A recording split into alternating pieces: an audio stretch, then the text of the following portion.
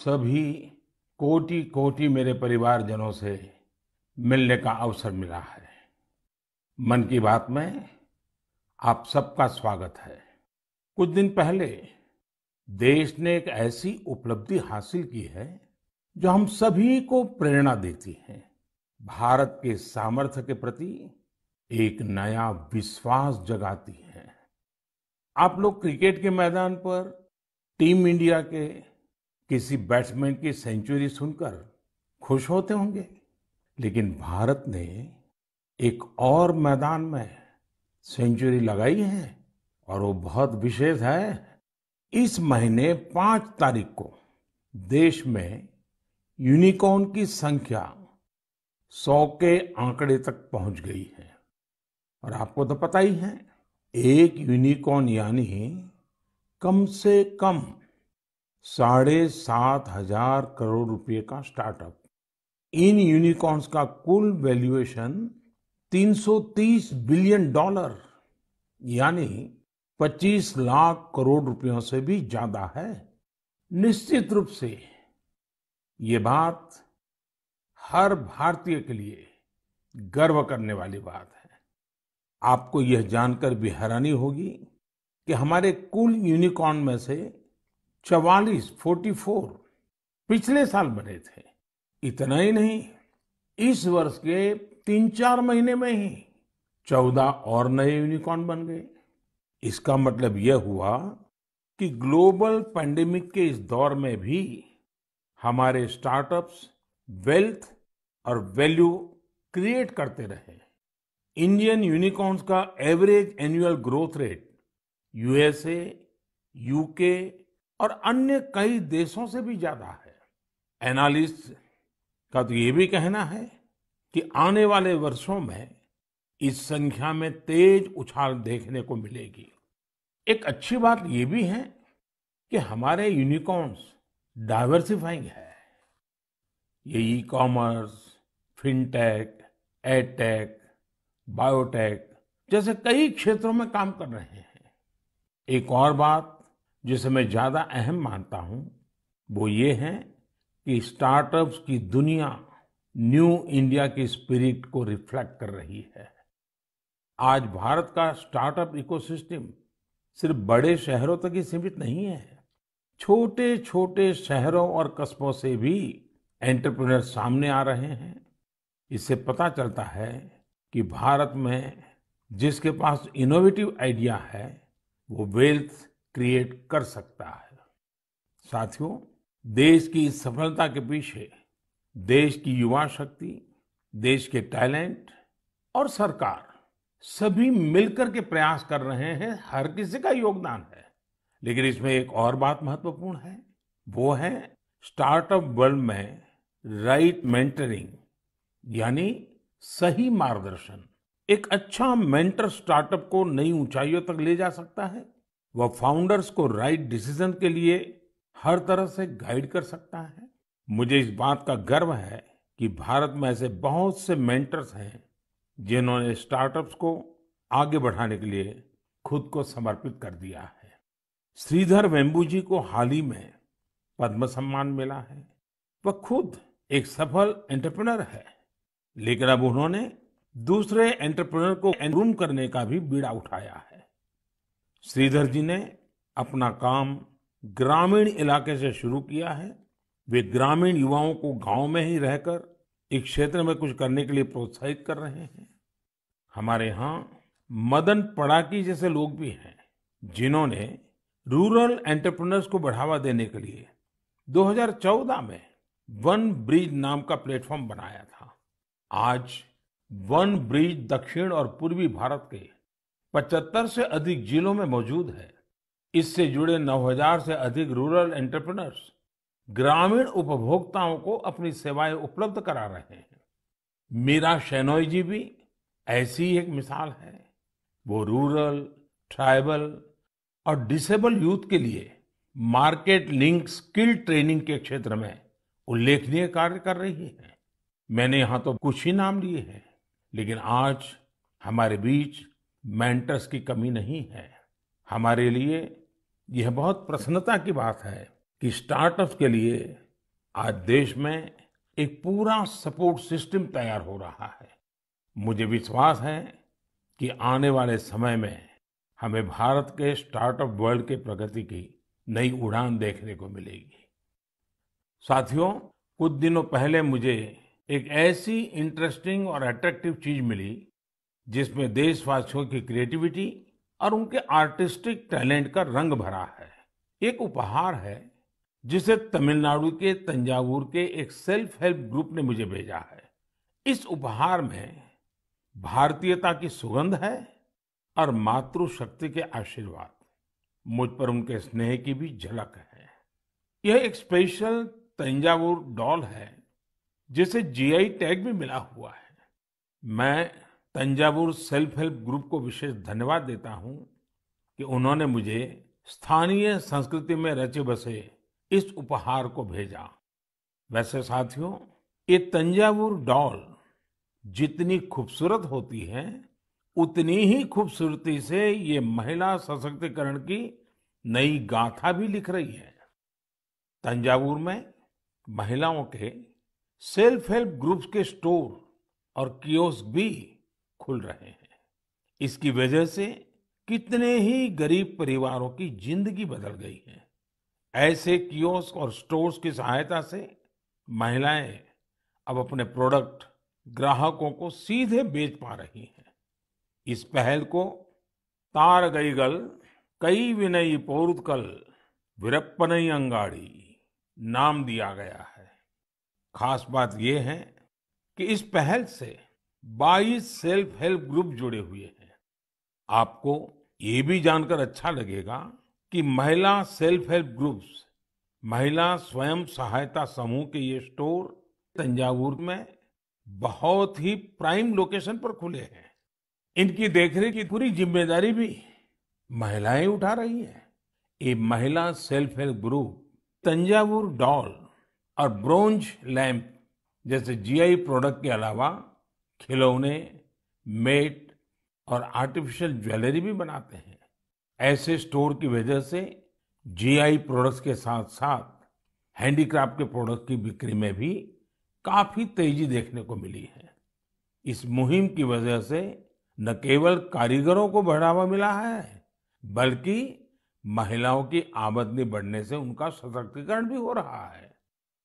मेरा मन की बात के श्रोताओं से भी एक आग्रह है, आप अपने क्षेत्रों में ये पता लगाएं कि कौन से महिला सेल्फ हेल्प ग्रुप काम कर रहे हैं। उनके प्रोडक्ट्स के बारे में भी आप जानकारी जुटाएं और ज्यादा से ज्यादा इन उत्पादों को उपयोग में लाएं। ऐसा करके आप सेल्फ हेल्प ग्रुप की आय बढ़ाने में तो मदद करेंगे ही, आत्मनिर्भर भारत अभियान को भी गति देंगे। साथियों, हमारे देश में कई सारी भाषाओं, लिपियां और बोलियों का समृद्ध खजाना है। अलग अलग क्षेत्रों में अलग अलग पहनावा, खान पान और संस्कृति, ये हमारी पहचान है। ये डाइवर्सिटी, ये विविधता एक राष्ट्र के रूप में हमें अधिक सशक्त करती है और एकजुट रखती है। इसी से जुड़ा एक बेहद प्रेरक उदाहरण है एक बेटी कल्पना का, जिसे मैं आप सभी के साथ साझा करना चाहता हूँ। उनका नाम कल्पना है, लेकिन उनका प्रयास एक भारत श्रेष्ठ भारत की सच्ची भावना से भरा हुआ है। दरअसल कल्पना ने हाल ही में कर्नाटका में अपनी 10वीं की परीक्षा पास की है। लेकिन उनकी सफलता की बेहद खास बात यह है कि कल्पना को कुछ समय पहले तक कन्नड़ा भाषा ही नहीं आती थी। उन्होंने न सिर्फ 3 महीने में कन्नड़ा भाषा सीखी, बल्कि 92 नंबर भी मिला करके दिखाए। आपको ये जानकर हैरानी हो रही होगी, लेकिन ये सच है। उनके बारे में और भी कई बातें ऐसी हैं जो आपको हैरान भी करेगी और प्रेरणा भी देगी। कल्पना मूल रूप से उत्तराखंड के जोशीमठ की रहने वाली है। वे पहले टीबी से पीड़ित रही थी और जब वे तीसरी कक्षा में थी, तभी उनकी आंखों की रोशनी भी चली गई थी। लेकिन कहते हैं ना, जहां चाह वहां राह। कल्पना बाद में मैसूरू की रहने वाली प्रोफेसर तारामूर्ति के संपर्क में आई, जिन्होंने न सिर्फ उन्हें प्रोत्साहित किया बल्कि हर तरह से उनकी मदद भी की। आज वो अपनी मेहनत से हम सब के लिए एक उदाहरण बन गई है। मैं कल्पना को उनके हौसले के लिए बधाई देता हूँ। इसी तरह हमारे देश में कई ऐसे लोग भी हैं जो देश की भाषाई विविधता को मजबूत करने का काम कर रहे हैं। ऐसे ही एक साथी हैं पश्चिम बंगाल में पुरुलिया के श्रीपति टूडू जी। टूडू जी पुरुलिया की सिद्धो कानो बिरसा यूनिवर्सिटी में संथाली भाषा के प्रोफेसर हैं। उन्होंने संथाली समाज के लिए उनकी अपनी ओल चिकी लिपि में देश के संविधान की कॉपी तैयार की है। श्रीपति टूडू जी कहते हैं कि हमारा संविधान हमारे देश के हर एक नागरिक को उनके अधिकार और कर्तव्य का बोध कराता है। इसलिए प्रत्येक नागरिक को इससे परिचित होना जरूरी है। इसलिए उन्होंने संथाली समाज के लिए उनकी अपनी लिपि में संविधान की कॉपी तैयार करके भेंट सौगात के रूप में दी है। मैं श्रीपति जी की सोच और उनके प्रयासों की सराहना करता हूँ। ये एक भारत श्रेष्ठ भारत की भावना का जीवंत उदाहरण है। इस भावना को आगे बढ़ाने वाले ऐसे बहुत से प्रयासों के बारे में आपको एक भारत श्रेष्ठ भारत की वेबसाइट पर भी जानकारी मिलेगी। यहाँ आपको खान पान, कला, संस्कृति, पर्यटन समेत ऐसे कई विषयों पर एक्टिविटीज के बारे में पता चलेगा। आप इन एक्टिविटीज में हिस्सा भी ले सकते हैं। इससे आपको अपने देश के बारे में जानकारी भी मिलेगी और आप देश की विविधता को महसूस भी करेंगे। मेरे प्यारे देशवासियों, इस समय हमारे देश में उत्तराखंड के 4 धाम की पवित्र यात्रा चल रही है। 4 धाम और खासकर केदारनाथ में हर दिन हजारों की संख्या में श्रद्धालु वहां पहुंच रहे हैं। लोग अपनी 4 धाम यात्रा के सुखद अनुभव शेयर कर रहे हैं। लेकिन मैंने ये भी देखा कि श्रद्धालु केदारनाथ में कुछ यात्रियों द्वारा फैलाई जा रही गंदगी की वजह से बहुत दुखी भी है। सोशल मीडिया पर भी कई लोगों ने अपनी बात रखी है। हम पवित्र यात्रा में जाएं और वहां गंदगी का ढेर हो, ये ठीक नहीं। लेकिन साथियों, इन शिकायतों के बीच कई अच्छी तस्वीरें भी देखने को मिल रही हैं। जहां श्रद्धा है, वहां सृजन और सकारात्मकता भी है। कई श्रद्धालु ऐसे भी हैं जो बाबा केदार के धाम में दर्शन पूजन के साथ साथ स्वच्छता की साधना भी कर रहे हैं। कोई अपने ठहरने के स्थान के पास सफाई कर रहा है, तो कोई यात्रा मार्ग से कूड़ा कचरा साफ कर रहा है। स्वच्छ भारत अभियान की टीम के साथ मिलकर कई संस्थाएं और स्वयंसेवी संगठन भी वहां काम कर रहे हैं। साथियों, हमारे यहाँ जैसे तीर्थ यात्रा का महत्व होता है, वैसे ही तीर्थ सेवा का भी महत्व बताया गया है। और मैं तो ये भी कहूंगा, तीर्थ सेवा के बिना तीर्थ यात्रा भी अधूरी है। देवभूमि उत्तराखंड में से कितने ही लोग हैं जो स्वच्छता और सेवा की इस साधना में लगे हुए हैं। रुद्रप्रयाग के रहने वाले श्रीमान मनोज बेंजवाल जी से भी आपको बहुत प्रेरणा मिलेगी। मनोज जी ने पिछले 25 वर्षों से पर्यावरण की देखरेख का बीड़ा उठा रखा है। वो स्वच्छता की मुहिम चलाने के साथ ही पवित्र स्थलों को प्लास्टिक मुक्त करने में भी जुटे रहते हैं। वहीं गुप्त काशी में रहने वाले सुरेंद्र बगवाड़ी जी ने भी स्वच्छता को अपना जीवन मंत्र बना लिया है। वो गुप्त काशी में नियमित रूप से सफाई कार्यक्रम चलाते हैं और मुझे पता चला है कि इस अभियान का नाम भी उन्होंने मन की बात रख लिया है।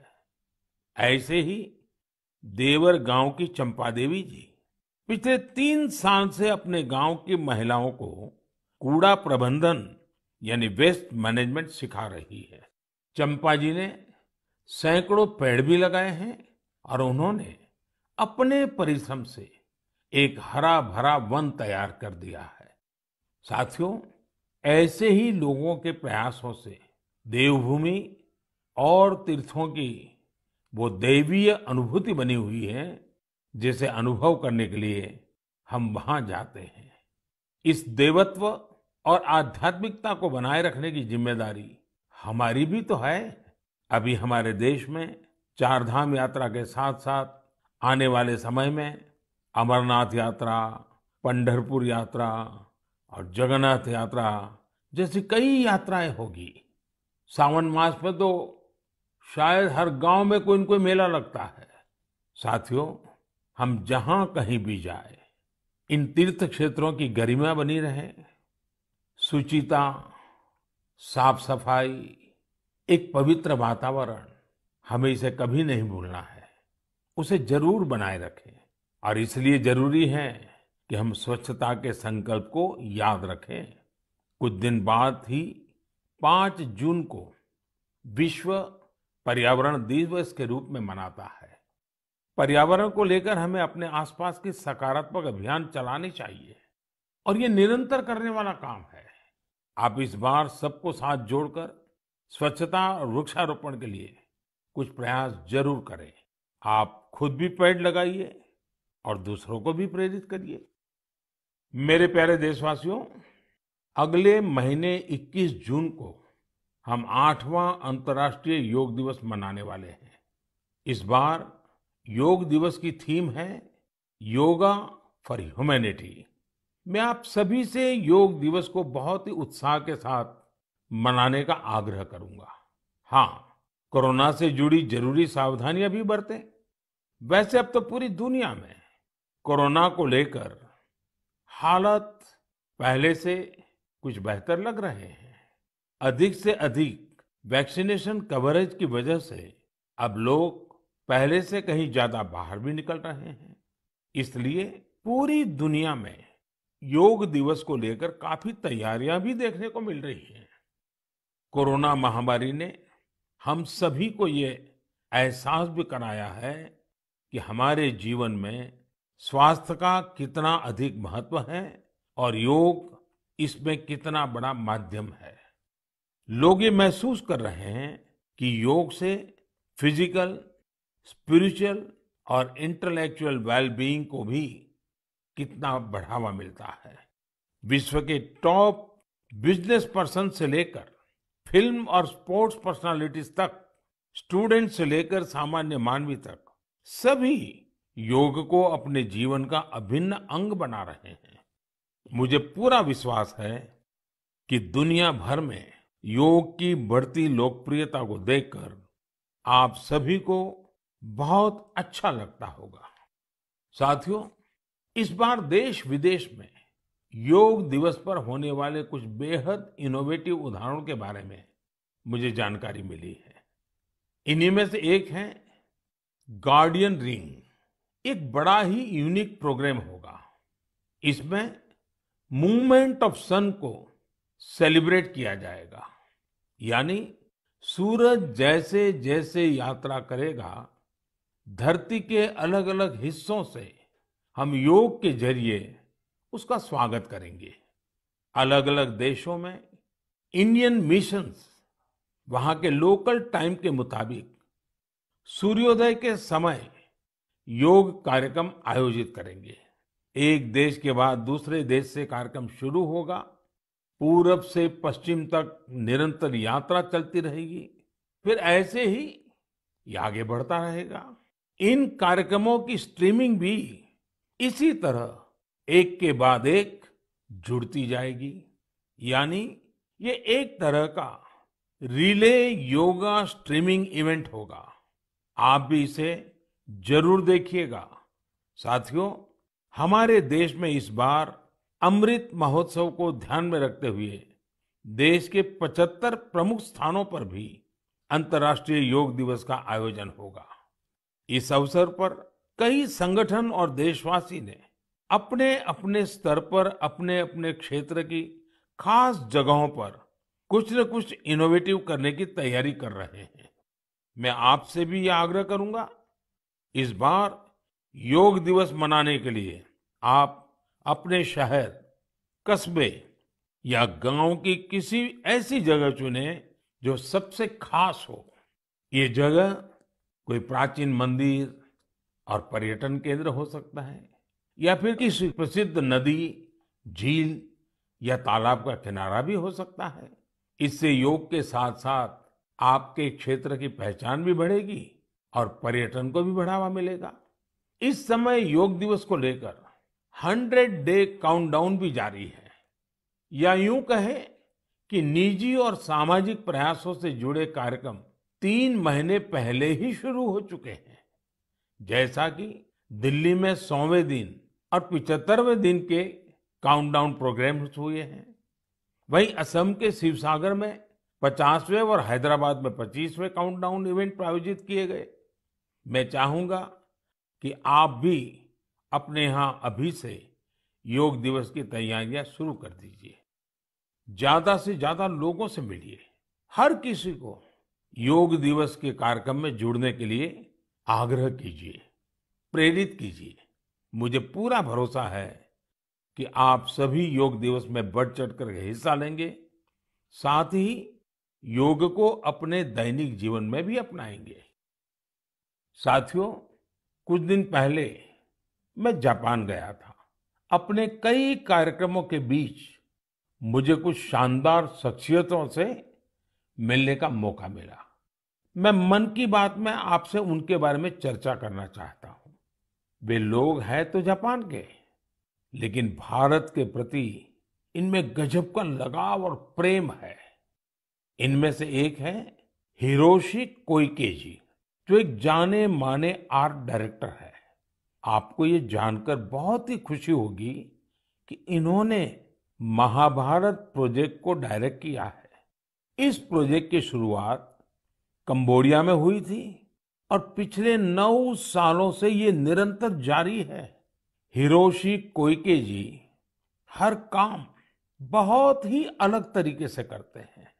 वे हर साल एशिया के किसी देश की यात्रा करते हैं और वहां लोकल आर्टिस्ट और म्यूजिशियंस के साथ महाभारत के कुछ हिस्सों को प्रोड्यूस करते हैं। इस प्रोजेक्ट के माध्यम से उन्होंने इंडिया, कंबोडिया और इंडोनेशिया सहित 9 देशों में प्रोडक्शन किए हैं और स्टेज परफॉर्मेंस भी दी है। हिरोशी कोइके जी उन कलाकारों को एक साथ लाते हैं जिनका क्लासिकल और ट्रेडिशनल एशियन परफॉर्मिंग आर्ट्स में डाइवर्स बैकग्राउंड रहा है। इस वजह से उनके काम में विविध रंग देखने को मिलते हैं। इंडोनेशिया, थाईलैंड, मलेशिया और जापान के परफॉर्मर्स जावा नृत्य, बाली नृत्य, थाई नृत्य के जरिए इसे और आकर्षक बना देते हैं। खास बात यह है कि इसमें प्रत्येक परफॉर्मर अपनी ही मातृभाषा में बोलता है और कोरियोग्राफी बहुत ही खूबसूरती से इस विविधता को प्रदर्शित करती है। और म्यूजिक की डाइवर्सिटी इस प्रोडक्शन को और जीवंत बना देती है। उनका उद्देश्य इस बात को सामने लाना है कि हमारे समाज में डाइवर्सिटी और कोएग्जिस्टेंस का क्या महत्व है और शांति का रूप वास्तव में कैसा होना चाहिए। इनके अलावा मैं जापान में जिन अन्य 2 लोगों से मिला, वे हैं आत्सुशि मात्सुओ जी और केंजी योशी जी। ये दोनों ही टेम प्रोडक्शन कंपनी से जुड़े हैं।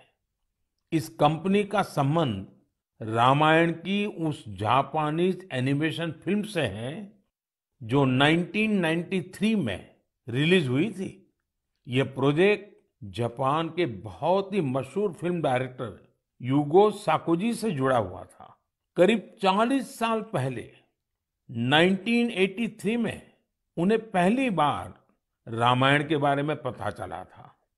रामायण उनके हृदय को छू गई, जिसके बाद उन्होंने इस पर गहराई से रिसर्च शुरू कर दी। इतना ही नहीं, उन्होंने जापानी भाषा में रामायण के 10 वर्जन्स पढ़ डाले और वो इतने पर ही नहीं रुके, वे इसे एनिमेशन में भी उतारना चाहते थे। इसमें इंडियन एनिमेटर्स ने भी उनकी काफी मदद की। उन्हें फिल्म में दिखाए गए भारतीय रीति रिवाजों और परंपराओं के बारे में गाइड किया गया। उन्हें बताया गया कि भारत में लोग धोती कैसे पहनते हैं, साड़ी कैसे पहनते हैं, बाल कैसे बनाते हैं, बच्चे परिवार के अंदर एक दूसरे का मान सम्मान कैसे करते हैं, आशीर्वाद की परंपरा क्या होती है, प्रातः उठ करके अपने घर के जो सीनियर है उनको प्रणाम करना, उनके आशीर्वाद लेना, ये सारी बातें अब 30 सालों के बाद यह एनिमेशन फिल्म फिर से 4K में रीमास्टर की जा रही है। इस प्रोजेक्ट के जल्द ही पूरा होने की संभावना है। हमसे हजारों किलोमीटर दूर जापान में बैठे लोग जो न हमारी भाषा जानते हैं, जो न हमारी परंपराओं के बारे में उतना जानते हैं, उनका हमारी संस्कृति के लिए समर्पण, ये श्रद्धा, ये आदर बहुत ही प्रशंसनीय है। कौन हिंदुस्तानी इस पर गर्व नहीं करेगा। मेरे प्यारे देशवासियों, स्व से ऊपर उठकर समाज की सेवा का मंत्र, सेल्फ फॉर सोसाइटी का मंत्र हमारे संस्कारों का हिस्सा है। हमारे देश में अनगिनत लोग इस मंत्र को अपना जीवन ध्येय बनाए हुए हैं। मुझे आंध्र प्रदेश में मरकापुरम में रहने वाले एक साथी राम भूपाल रेड्डी जी के बारे में जानकारी मिली। आप जानकर हैरान रह जाएंगे कि राम भूपाल रेड्डी जी ने रिटायरमेंट के बाद मिलने वाली अपनी सारी कमाई बेटियों की शिक्षा के लिए दान कर दी है। उन्होंने करीब करीब 100 बेटियों के लिए सुकन्या समृद्धि योजना के तहत खाते खुलवाए और उसमें अपने 25 लाख से ज्यादा रुपए जमा करवा दिए। ऐसे ही सेवा का एक और उदाहरण यूपी में आगरा के कचौरे गांव का है। काफी साल से इस गांव में मीठे पानी की किल्लत थी। इस बीच गांव के एक किसान कुंवर सिंह को गांव से 6-7 किलोमीटर दूर अपने खेत में मीठा पानी मिल गया। ये उनके लिए बहुत खुशी की बात थी। उन्होंने सोचा क्यों न इस पानी से बाकी सभी गांववासियों की भी सेवा की जाए। लेकिन खेत से गांव तक पानी ले जाने के लिए 30-32 लाख रुपए चाहिए थे। कुछ समय बाद कुंवर सिंह के छोटे भाई श्याम सिंह सेना से रिटायर होकर गांव आए तो उन्हें ये बात पता चली।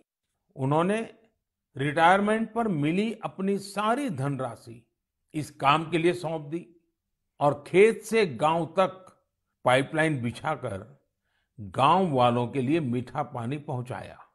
अगर लगन हो, अपने कर्तव्यों के प्रति गंभीरता हो, तो एक व्यक्ति भी कैसे पूरे समाज का भविष्य बदल सकता है, ये प्रयास इसकी बड़ी प्रेरणा है। हम कर्तव्य पथ पर चलते हुए ही समाज को सशक्त कर सकते हैं, देश को सशक्त कर सकते हैं। आजादी के इस अमृत महोत्सव में यही हमारा संकल्प होना चाहिए और यही हमारी साधना भी होनी चाहिए, और जिसका एक ही मार्ग है, कर्तव्य, कर्तव्य और कर्तव्य। मेरे प्यारे देशवासियों, आज मन की बात में हमने समाज से जुड़े कई महत्वपूर्ण विषयों पर चर्चा की। आप सब अलग अलग विषयों से जुड़े महत्वपूर्ण सुझाव मुझे भेजते हैं और उन्हीं के आधार पर हमारी चर्चा आगे बढ़ती है। मन की बात के अगले संस्करण के लिए अपने सुझाव भेजना भी मत भूलिएगा। इस समय आजादी के अमृत महोत्सव से जुड़े जो कार्यक्रम चल रहे हैं, जिन आयोजन में आप शामिल हो रहे हैं, उनके बारे में भी मुझे जरूर बताइए। नमो ऐप और माय गॉव पर मुझे आपके सुझावों का इंतजार रहेगा। अगली बार हम एक बार फिर मिलेंगे, फिर से देशवासियों से जुड़े ऐसे ही विषयों पर बातें करेंगे। आप अपना ख्याल रखिए और अपने आसपास सभी जीव जंतुओं का भी ख्याल रखिए। गर्मियों के इस मौसम में आप पशु पक्षियों के लिए खाना पानी देने का अपना मानवीय दायित्व भी निभाते रहें, ये जरूर याद रखिएगा। तब तक के लिए बहुत बहुत धन्यवाद।